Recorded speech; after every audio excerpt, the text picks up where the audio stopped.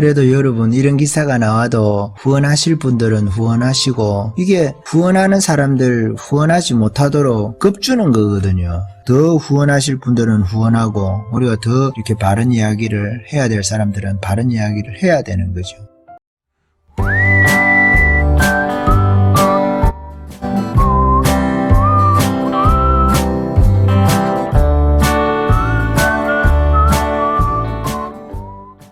예, 5월 9일날 펜앤 마이크의 뉴스인데 기사인데 조금 됐죠. 지금 11일이니까 한 이틀 됐는데 그래도 이게 조금 저희가 한번 알고는 있어야 되지 않는가 해서 제가 말씀을 한번 들어봅니다. 5월 9일날 있었던 기사인데요. 단독으로 그 기사를 적었네요. 문 정권 경찰이 정강훈 목사 단체 범투본이라고 하나요? 그 단체의 후원 시민 금융 계좌 뒤지면서 총선 전에는 의도적으로 감췄다 이렇게 기사가 나왔네요. 그러니까 그 범투본 집회를 후원한 시민들이 계좌 압수수색을 당했는데 압수수색을 하고 나면은 압수수색했다는 것을 개인에게 통보해 주기로 되어 있는데 이 통보하는 것을 4.15 총선 이후에 그 사실을 통보했다는 겁니다. 여기 사진이 하나 올라와 있는데요. 이게 대구 은행인데 업무지원부 이렇게 해가지고 4월 29일자로 이렇게 통보가 돼서 나온 거예요. 근데 실제로 이제 조사하기는 그 전에 조사를 했겠죠. 그 전에 조사를 했는데 이것이 이렇게 돼 있는 거예요. 유예 요청 기간이라 이래가지고 이 기간 동안에는 좀 통보를 하지 말고 통보를 연기해 달라고 대구은행에다가 종로경찰서에서 조사과 정도 되겠죠. 조사과 정도 되는 데서 유예 요청을 했다는 거예요. 그러니까 유예 요청 기간이 언제냐 하면은 2020년 2월 14일부터 4월 28일까지. 그러니까 딱 선거 지나고 나서 한 2주 정도. 굳이 이렇게 유예를 요청할 필요는 없지 않습니까? 그러니까 여기에 종로경찰서가 정치짓을 했다. 문재인에 대해서 아니면 정부에 대해서 요청이 들어왔든지 아니면 스스로 바짝 엎드려가지고 끼었든지 이렇다는 거죠. 그래서 여기 기사를 한번 읽어보면 그렇습니다. 경찰이 보수우파 집회를 주도한 문재인 하야 국민투쟁본부 줄여서 범투본의 후원자 계좌를 지난 2월에서 4월 달에 압수수색을 했는데 그 사실을 4.15 총선 이후에 통보한 것으로 이렇게 알려졌다는 거예요. 그래서 법조계에서는 특정 종교 정치 성향을 겨냥한 광범위한 조사라며 특히 통보 시기까지 조율한 데서 정치적인 의도가 엿보인다. 이렇게 비판을 하고 있다. 그래서 특히 이제 김문수 기독자유통일당 대표가 8일 오후에 페이스북에 정강훈 목사에게 헌금했다가 곳곳에서 계좌 추적을 당했다는 비명이 들린다. 거기다가 경찰은 75일간이나 통지 유예를 했다고 합니다. 75일이면 상당히 긴 기간이죠. 김 대표에 따르면 경찰은 범투본 집회를 후원한 시민들 계좌를 들여다본 뒤에 증거인멸이나 증인위협 등의 우려가 있다며 75일간 금융거래 정보 제공 사실 통보 연기를 했다는 거예요. 증거인멸이나 증인위협 등의 우려가 있나요 이게?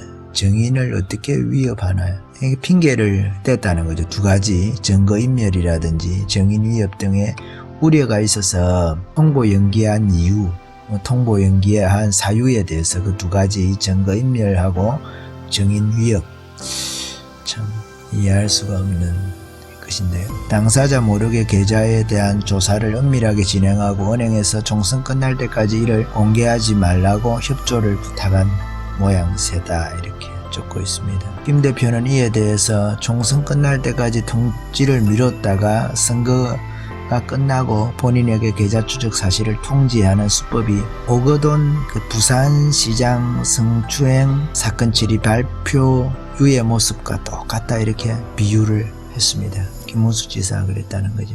아울러서 드루킹 댓글 조작 김경수 경남지사 2심 선고를 총선 이후로 연기하는 모습과 마찬가지다. 그러니까 선거를 이기기 위해서 행정력이라고 하죠. 행정력이라고 할 수 있을 거예요. 경찰도 행정부에 속했으니까 행정력을 총동원했다 이렇게 볼 수가 있는 거죠. 펜앤마이크 취재를 통해서 보면 경찰은 개천절 보수우파 집회 때 계좌이체로 전 목사를 후원한 사람들의 계좌를 지난해 말부터 조회하고 경찰은 전 목사의 기부금 품목 위반 혐의 수사에 따른 불가피한 조사라고 조회라고 이렇게 주장을 했다고 합니다. 그러나 소액 후원한 수많은 시민의 개인 계좌까지 압수수색 대상으로 삼아 과잉 수사라는 비판을 면치 못하고 있다. 이 과정에서 개인 사생활이 들춰질 수 있다는 우려도 나온다.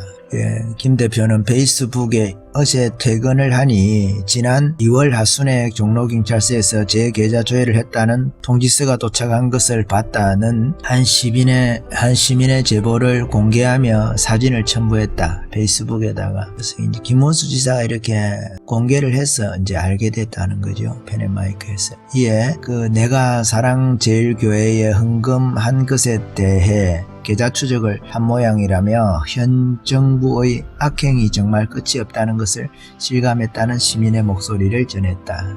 이제 댓글들이 많이 달려 있는데요. 그래도 어쨌든 이제 권력이 꺾어졌으니까 군에서도 상병이 되면 꺾어진 상병 그러잖아요. 이제 군대 생활이 제대할 날이 군대 생활할 날보다 이제 제대할 날이 짧다 이런 건데. 권력도 지금 꺾어져 있는 건데 이제 국회가 장악이 돼 있어가지고 차기의 권력을 얻을 수 있는 그런 기반을 갖고 있기 때문에 우리가 좀 불안하긴 하지만 그래도 아마 이렇게 하는 것은 계속 계좌를 튼다든지 이렇게 해서 이런 소식들이 전해지는 것 자체도 사실은 좋은 건 아니에요. 이런 것들을 어떻게 보면은 모르는 것이 더 좋을 수도 있는데 하는데 꺼려질 수도 있지 않습니까? 후원하는데 아이고 내가 저거 후원해가지고 계좌가 틀리나. 차라리 그러면은 후원하는 계좌를 조그만한 걸 만드는 거예요. 후원하기 위한 그 통장 있잖아요. 거기는 이제 조금만 돈을 넣어놓고 후원할 돈만 계좌를 봐도 별 내용이 없는 그런 거 있지 않습니까? 그렇게 해야 되나. 제 주변에도 제법 후원을 하시고 하시는 분들이 계신데 그런 분들 좀 신경 쓰이잖아요. 이렇게 하면은 잘못한 것도 없지만은 그래도 뭔가 계좌가 틀린다는 것 자체가 여러분 개인 정보잖아요. 개인 정보인데 그게 아주 금융 정보라는 것이 아주 중요한 정보잖아요. 그렇기 때문에 우리가 이렇게 보이스피싱이죠. 보이스피싱 같은 거를 하면은 어떻게 내 전화번호를 알았지? 어떻게 내 계좌가 있다는 걸 알았지? 이런 거 있지 않습니까? 정보가 무서운데 이런 정보를 경찰이 개인의 정보를 불필요하게 우리가 볼 때는 이렇게 한다는 것 자체가 정권이 이렇게 넘어가 있다는 거니까 어쩔 수 없지만은 이런 것도 여러분 한번 생각해 봐야 되겠다 라는 뜻에서 제가 말씀을 드려봅니다. 댓글이 많이 달려있는데 교회에 헌금한 것까지 이렇게 들추어내면 그 종교 탄압에 해당하는 거 아닌가. 참 헌금하기도 그런가요. 이런까지 틀어가지고 뭘 하려고 자기 편하고 남의 편하고 이렇게 확인하려고 하는가. 자기네들이 도둑이 제발 저린다고 자기네들이 잘못한 것이 많고 이 권력을 놓게 됐을 때에 자기네들이 바로 역풍을 맞을 수 있는 거 있잖아요. 지금은 쇼지를 해가지고 보니까 우리가 지금 북한에 사는 것도 아닌데 나와가지고 취임 3주년이라고 자화자찬 연설로 가득한 자화자찬으로 가득한 그런 연설을 하고 지금은 우리는 참 얼굴이 부끄러워서라도 저런 걸 못할 것 같은데 참 좌파들은 특징이 뻔뻔스럽다는 거죠. 뻔뻔스럽고 이렇게 경제를 망쳐놓고도 그냥 알고 계셨으면 해서 제가 잠깐 말씀드립니다.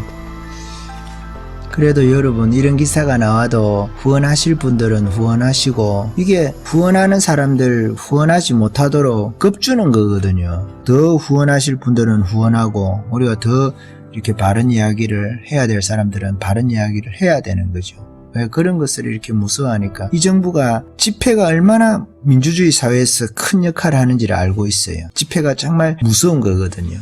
그러니까 이 집회에 관련된 사람들을 자기네들이 집회를 주도를 해야 되는데 국회를 장악했지만은 또 집회를 장악하려고 할 거 아니겠어요. 지금 코로나 사태가 끝난다든지 하면은 지금 코로나 때문에 집회를 못하게 할 그 합법적이라고 할까요? 참 나이트클럽인가 무슨 그런 데 있잖아요. 이태원 클럽이죠. 이태원 클럽 해가지고 클럽에서 집단 감염이 생겨가지고 지금 하루의 확진자 수가 또 4월 9일 이후에 34명으로 신규 확진자가 이렇게 늘었다고 하는데, 날씨가 따뜻한 중에서도. 그런데는 통제를 하지 않으면서 지금 집회는 이게 통제를 하는 거거든요. 집회가 무섭기 때문에. 혹시 또 교회 예배도 마찬가지고.